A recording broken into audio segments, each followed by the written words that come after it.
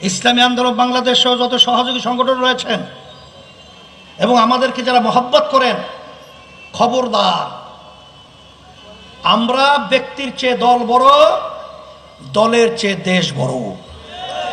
আমরা দেশের স্বার্থকে লক্ষ্য রেখে আমাদের ভিতরে দেশ গড়ার ঐক্য যেন কেউ নষ্ট করতে না পারে, সেইটা আমাদের সকলকে সতর্ক থাকতে হবে।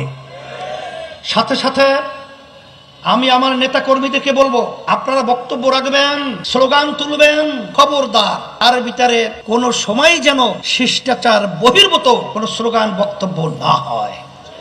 এটা বিশেষ করে লক্ষ্য রাখতে হবে। কারণ এক শ্রেণীর স্বার্থান্বেষী মহল আজকে তারা কিন্তু বিভিন্ন প্রক্রিয়ায় আমাদের দেশকে ধ্বংস করার জন্যে, আমাদের ভিতরে নিজেদের ভিতরে কোন্দল তৈরি করার জন্যে বিভিন্ন ষড়যন্ত্র কিন্তু তারা অব্যাহত রেখেছে। এটা মাথায় রাখতে হবে।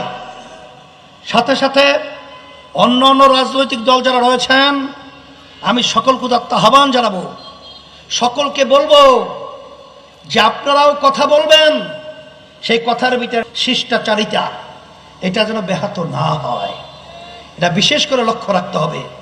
আর সাথে সাথে বিভিন্ন রাজনৈতিক দলের নেতাদের সঙ্গে আমাদের কথা হয়।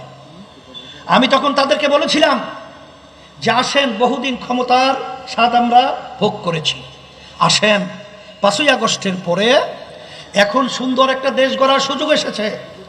আমরা সবাই নিজের ব্যক্তি দলের স্বার্থের চেয়ে দেশের স্বার্থকে আমরা অগ্রাধিকার দেব, দেশকে আমরা একত্রিত হয়ে সুন্দর একটা সোনার বাংলাদেশ সাজাবো।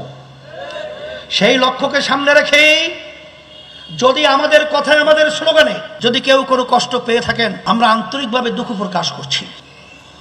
খবরদার আমাদের এই দেশকে যেন নিয়ার ষড়যন্ত্র করতে না পারে, এ ব্যাপারে আমাদের সকলে লক্ষ্য রাখতে হবে।